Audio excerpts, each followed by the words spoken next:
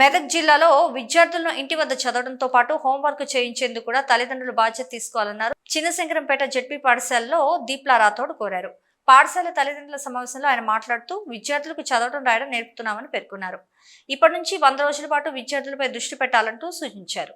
తెలివితేటలను మనం వాడుకోవాలి, లేకపోతే ఏమవుతుందంటే ఫ్యూచర్ లో ఈ విద్యార్థులు అటు ఇంటికి పనికి రాకుండా ఇటు ఏ ఉద్యోగానికి పనికి రాకుండా పోతే మాత్రం రేపు మీకు తలనొప్పి అవుతుంది.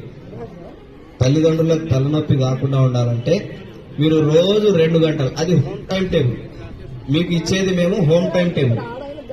హోమ్ టైం టేబుల్లో ఏముంటదంటే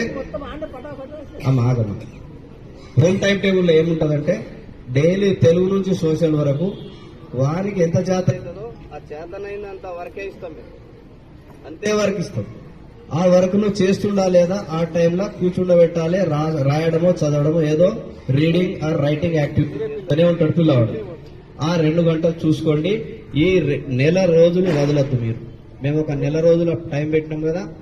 రీడింగ్ రైటింగ్ యాక్టివిటీతో పాటు ఒక చిన్న కాన్సెప్ట్, దానికి ఇది ప్యారలల్ సమాంతరంగా నడవాలి. మళ్ళా కేవలం చదవడం రాయడం అంటేనే అసలుది రాకపోతే మళ్ళా వెనుకబడిపోతుంది.